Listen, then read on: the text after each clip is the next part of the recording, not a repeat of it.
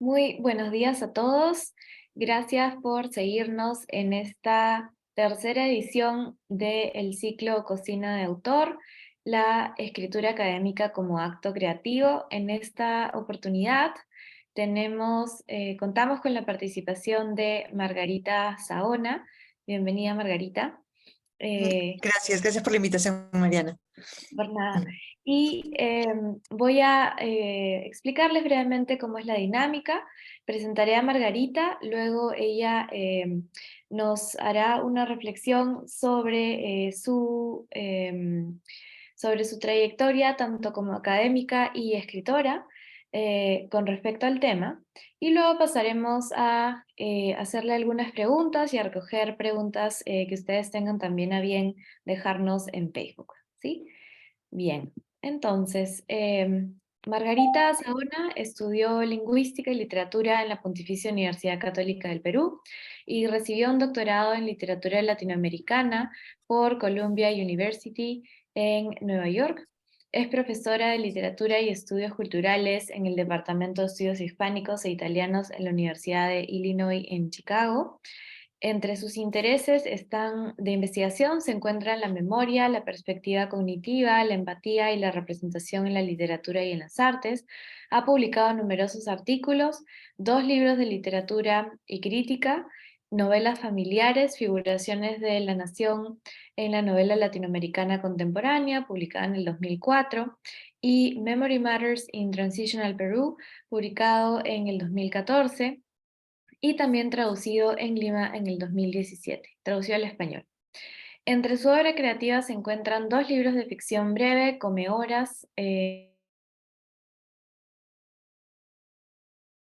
Mario Corazón de Hojalata del 2017, publicado en Chicago, y también en el 2018 fue publicado por Intermezzo Tropical en el Perú.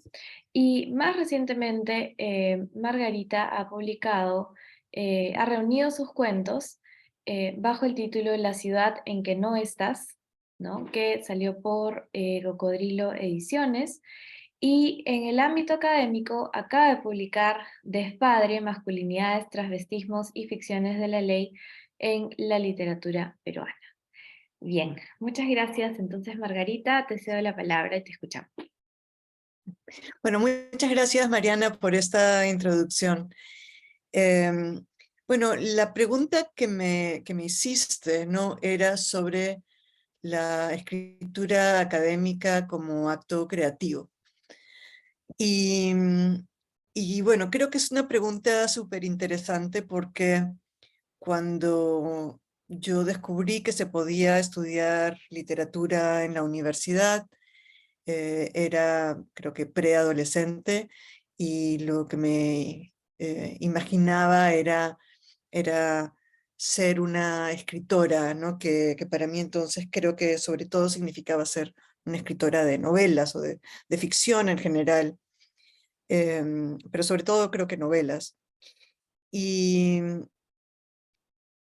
y luego cuando entré a la universidad, a pesar, bueno, en la secundaria, ¿no? Ya las clases de literatura de la secundaria, lo que te enseñan es a leer y a analizar, y eso también me encantaba, ¿no? Porque me gustaba la literatura como consumidora y también como creadora, ¿no? Creo que hay como un proceso de retroalimentación en quienes tenemos esta pasión por las letras, ¿no? Y,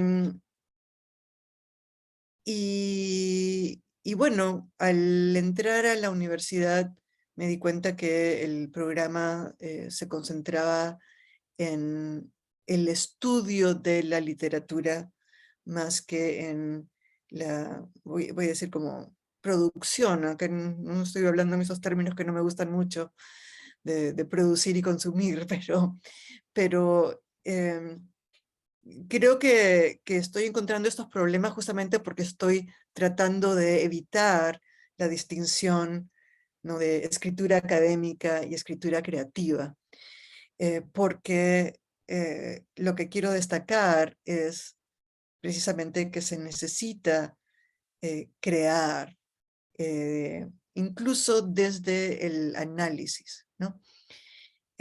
Aprendí entonces a tener más herramientas de lectura y de análisis literario, em, pero todavía sentía que había esa división, ¿no?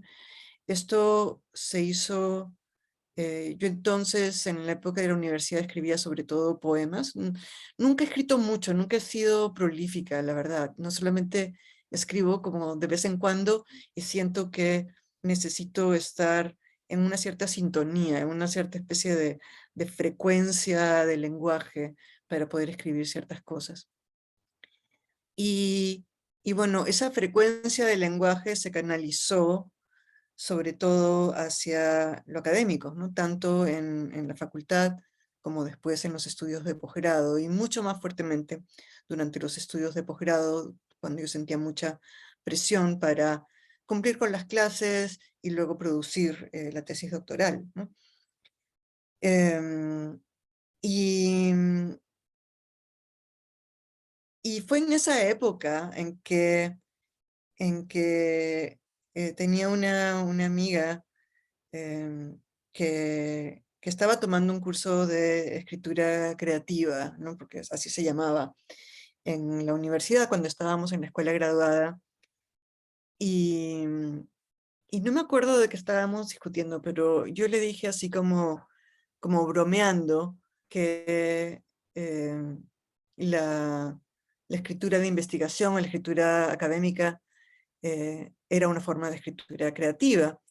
Y, y en ese caso era una broma, porque yo un poco lo estaba equiparando ¿no? Cuando Borges decía cosas como que la literatura fantástica era una rama de la filosofía o de la teología, ¿no? Am, em, por el lado de que, bueno, en el fondo también nosotros estamos haciendo ficción, pero no es así como, no es así lo que creo, ¿no? No es que estemos eh, inventando en el sentido de decir mentiras, pero sí en el sentido de una creación de discursos, que en el análisis, por lo menos en la presentación de nuestro análisis, estamos creando un discurso, ¿no? Y para que eso sea interesante, además, tenemos que usar la imaginación, tenemos que ver los elementos que se nos da o las herramientas teóricas que tenemos y ver qué nos aporta eso, qué podemos nosotros hacer con los textos que queremos entender y esas herramientas que tenemos para poder decir algo nuevo, ¿no? Y es en ese sentido en el que yo creo que sí, que la escritura de análisis, la escritura que resulta de la investigación, la escritura académica, como querramos llamarla, es una forma de escritura creativa. No sé si era por ahí por donde venía esta pregunta que me diste para empezar. Sí, sin duda.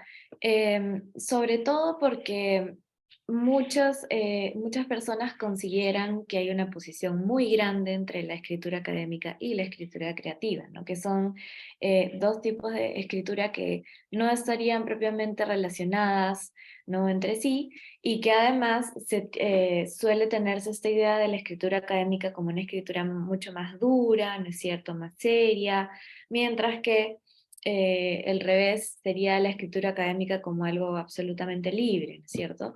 Entonces, la siguiente pregunta que quisiera hacerte es más bien, ¿cómo consideras tú o cuáles son los estilos que manejas? Porque en tu caso es bastante especial que eres académica, pero también eres escritora, ¿no? Entonces, en otras sesiones hemos visto, por ejemplo, el caso de Jacqueline Fox, que es más bien periodista, ¿no?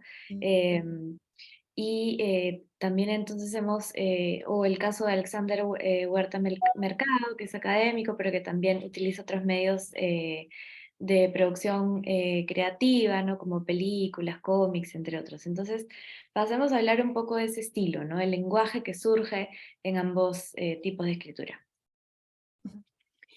Em, sí, para mí lo interesante de haber seguido este camino, ¿no? Es que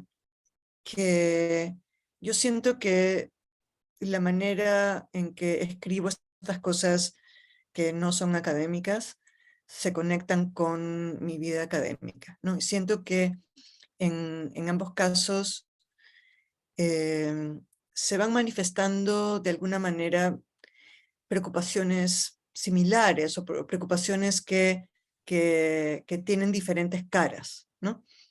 Entonces, por ejemplo,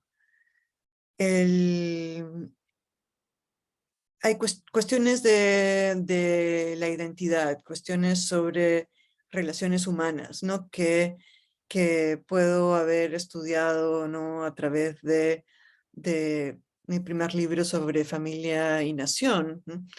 En mis cuentos no estoy hablando de eso, y sin embargo aparecen temas como el desarraigo, como la inmigración, no de manera directa, todo es un poco, porque ese es el estilo en el que escribo esas ficciones, ¿no? Que son tal vez como la sombra, ¿no? O algo que está... eh, que es parte de lo que anima a mis preocupaciones académicas, ¿no? Y las cosas que aprendo investigando dentro del mundo académico también se reflejan luego en mi escritura de ficción o en mi poesía, ¿no? Entonces creo que eso sucede para, para mucha gente, ¿no? Gente que no necesariamente sigue una carrera de literatura, sino como tú has dicho, periodismo, ¿no? O podríamos pensar ¿no? Recientemente asistí a la conferencia que hay sobre medicina y literatura, entonces había gente de las ciencias médicas que también son escritoras, escritores, ¿no? Entonces, em, creo que el impulso de crear eh, está en mucha gente y el asunto es ver cómo conseguimos esos espacios, ¿no? Para darle aire y que se pueda manifestar. Em, pero sí, a ratos, es decir, a ratos, como te digo, no estoy en sintonía, a ratos estoy totalmente concentrada en algo que me demanda tanto que no tengo ese espacio mental para este otro tipo de creación. Claro. Pero igual creo que en el caso de literatura es aún más fuerte esta relación, ¿no? Porque digamos, un biólogo, como bien señalas, también puede ejercer la escritura académica. Sin embargo, nosotros estamos confrontados siempre con obras literarias, ¿no es cierto?, con objetos creativos, que sin lugar a dudas nos dan también formas para la escritura académica, ¿no? Ujú, ujú. Sí. Y aquí, sí, entonces, por ejemplo, te pregunto, porque analizas en tu último libro, en Despadre, varias obras de Vargas Llosa, de Arguedas, ¿no es cierto?, entre otros, y no sé si es que eso ha influido de una u otra forma en la escritura de ese libro, por ejemplo, ¿no? Em, Me confundí un poco. Si la escritura de estos autores influye en la escritura de cuál libro. ¿De padre?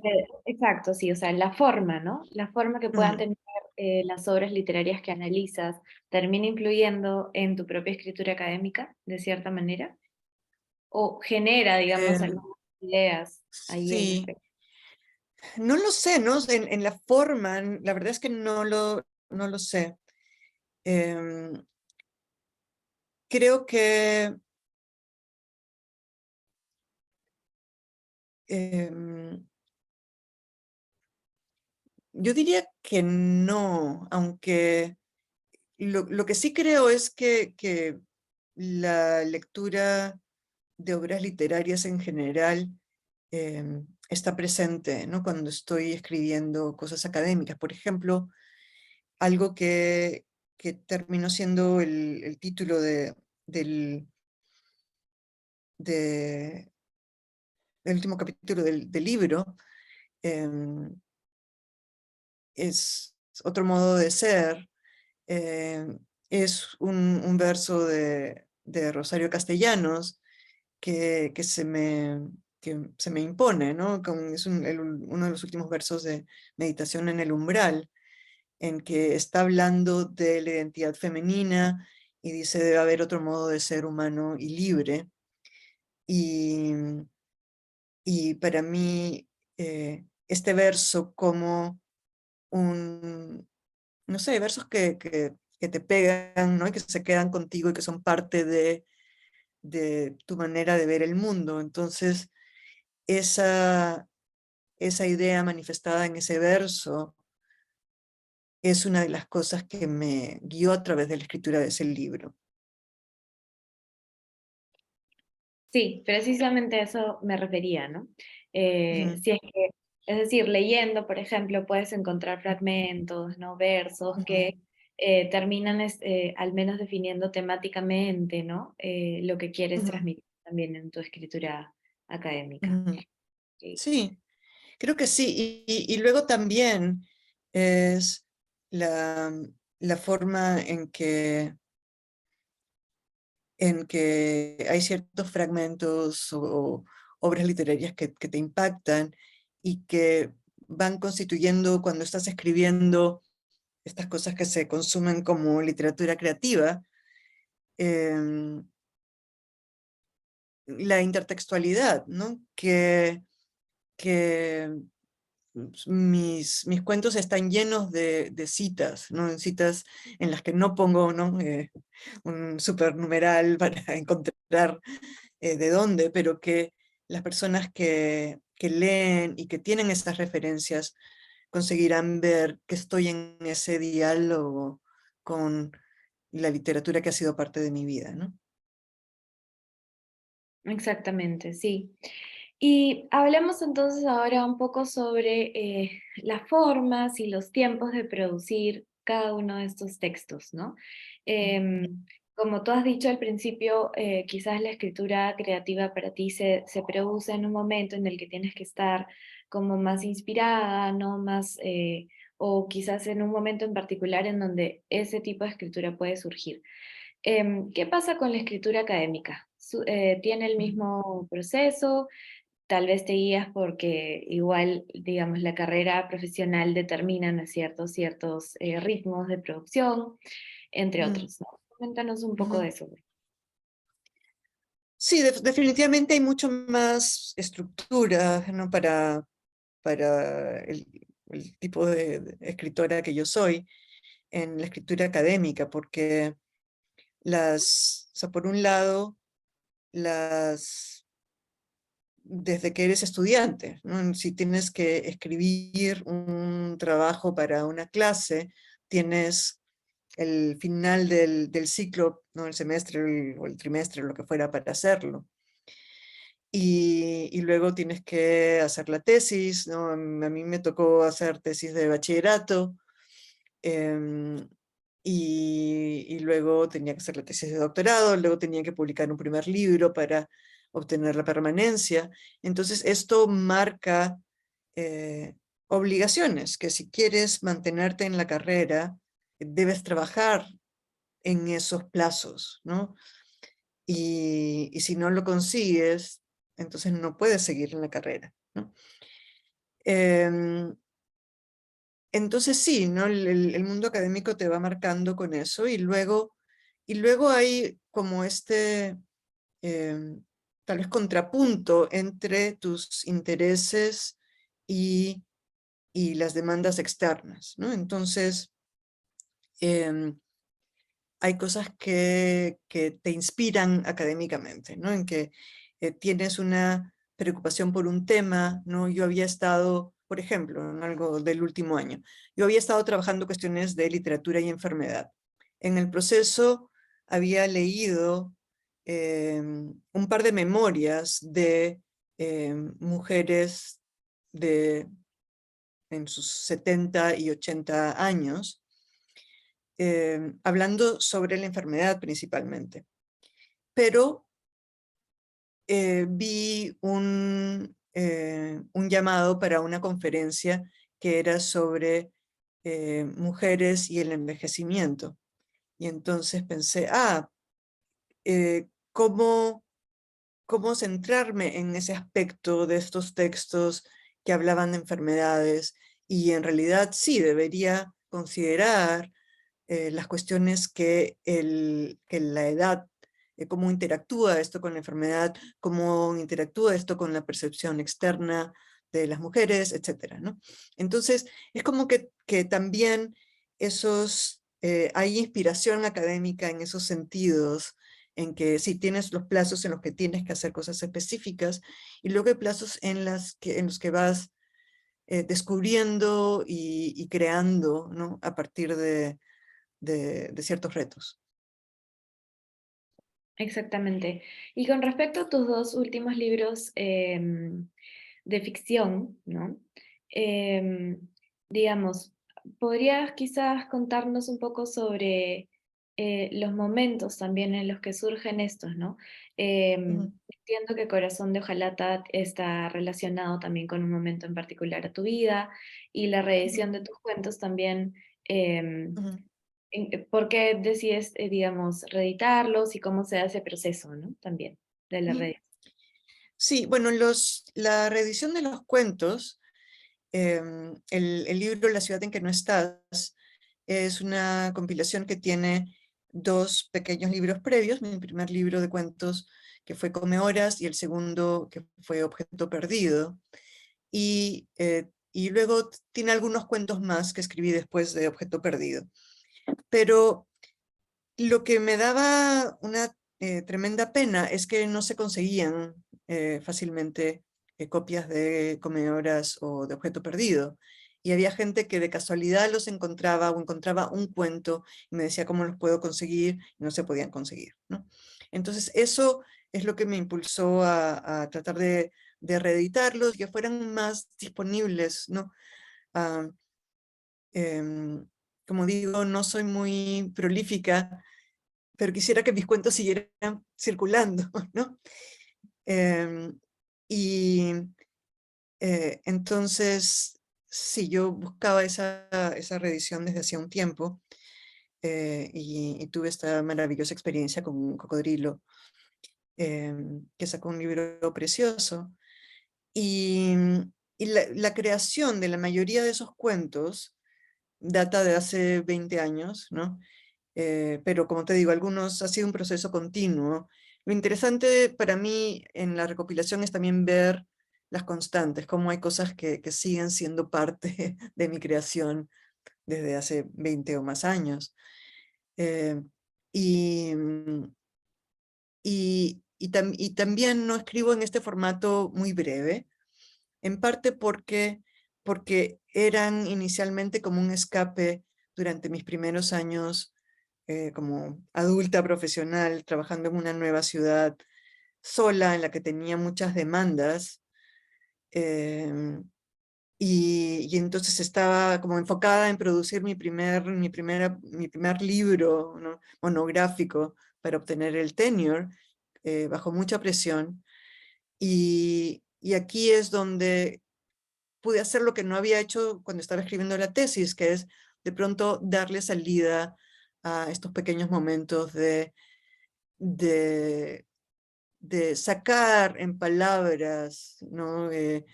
Cosas de la imaginación, de la ansiedad misma, de un poco la sensación de melancolía, de estar lejos de la mayoría de la gente que yo quería.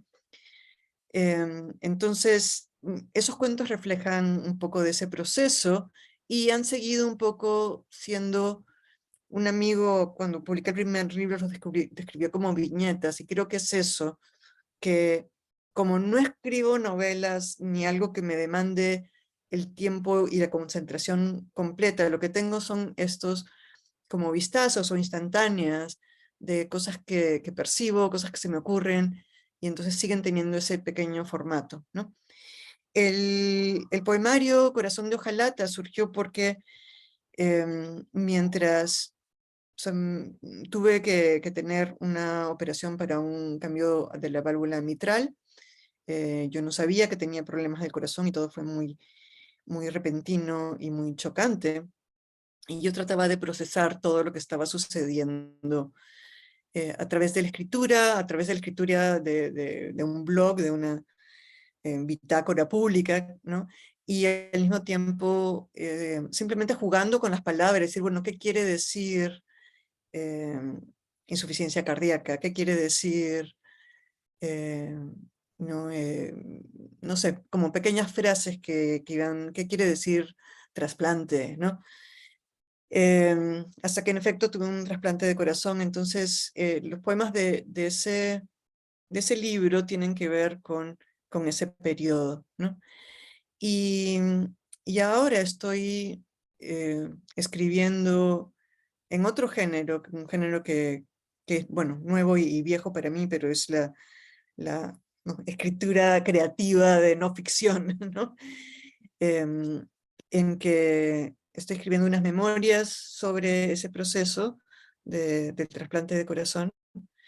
Y luego estoy escribiendo un pequeño libro de ensayo, pero no ensayo académico, sino simplemente de ensayo, donde entro a explorar de otra manera eh, y a reflexionar sobre el cuerpo, los procedimientos médicos, etcétera, ¿no?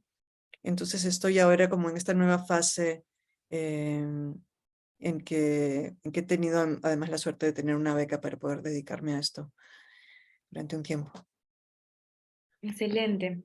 Entonces, siempre está esta idea, ¿no? De la separación entre el académico y el escritor, em, digamos, como una línea muy tajante. Creo que en tu caso tú eres el ejemplo, ¿no? De que estas dos tipos de escrituras en realidad se pueden llevar en paralelo, ¿no? Mm.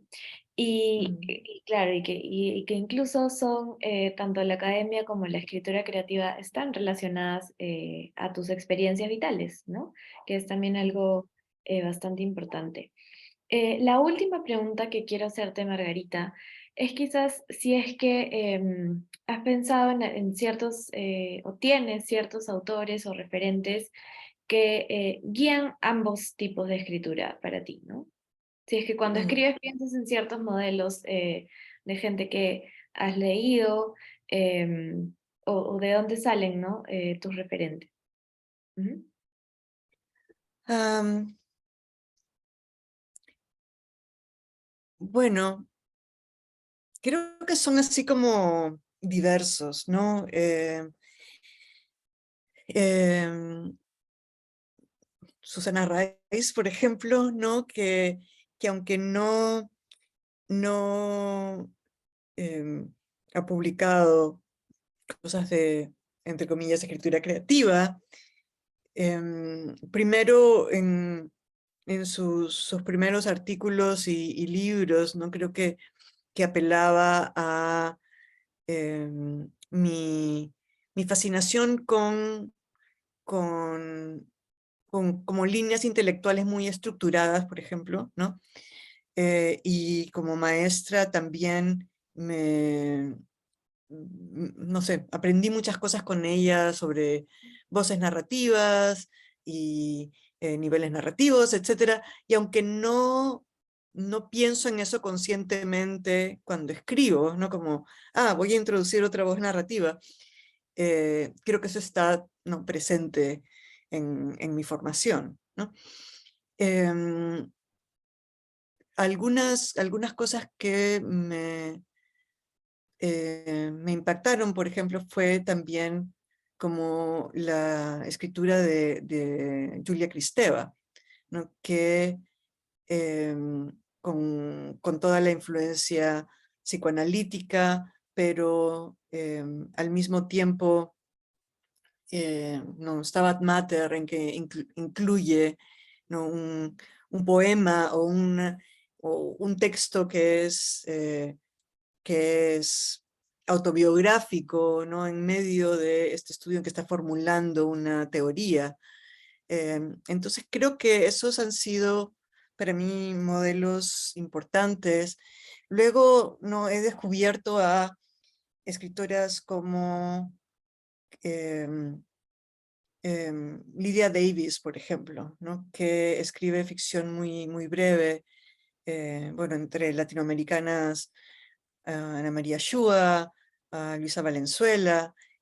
A la vez no hay como influencias que son para mí innegables, como Cortázar y Borges, ¿no? Pues la escritura misma de Borges en que mezcla una enorme erudición y textos filosóficos, históricos, etcétera, con la ficción. Em, También, obviamente, no es que yo pretenda escribir como él, pero sí han sido parte de lo que me ha nutrido, ¿no? Exacto. Sí, además creo que desde el papel también, ¿no es cierto?, de crítico de crítico o crítica literaria, desde la carrera, ¿no es cierto?, esas referencias son importantes, ¿no? Y se terminan atravesando también lo que escribimos, ¿no? Y quizás ya para cerrar, solo una pregunta más que nos hacen llegar, es si es que en la actividad de escritura de ficción, ¿no? La escritura creativa, eh, la parte o la faceta de crítico interrumpe, ¿no? Como bien decías, no es que tú estés pensando todo el tiempo en cómo escribes, pero por ahí se atraviesa algo de que has aprendido, digamos, como crítica literaria y de todas formas influye en ese tipo de escritura.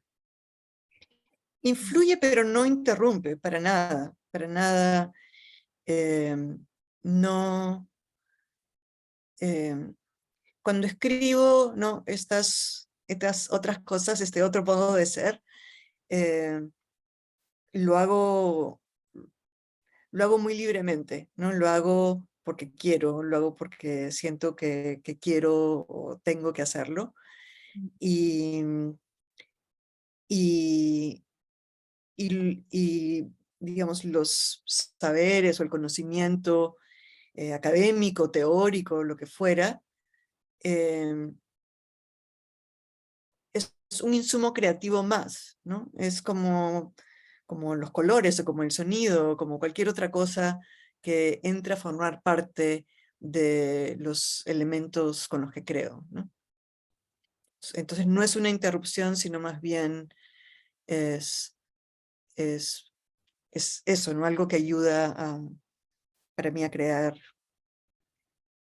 y a Exacto. explorar, ¿no? Sí. Un Ujú, insumo más, en todo caso, antes que una ujú, sí, interrupción. Ujú. sí. Excelente. Muy bien, entonces creo que por ahora terminamos. Gracias, Margarita, por contarnos tu experiencia y los invitamos a todos al último conversatorio de cocina de autor el jueves 15 de diciembre con Patricia del Río. Gracias y hasta la Bueno, próxima. muchísimas gracias. Chao. Chao.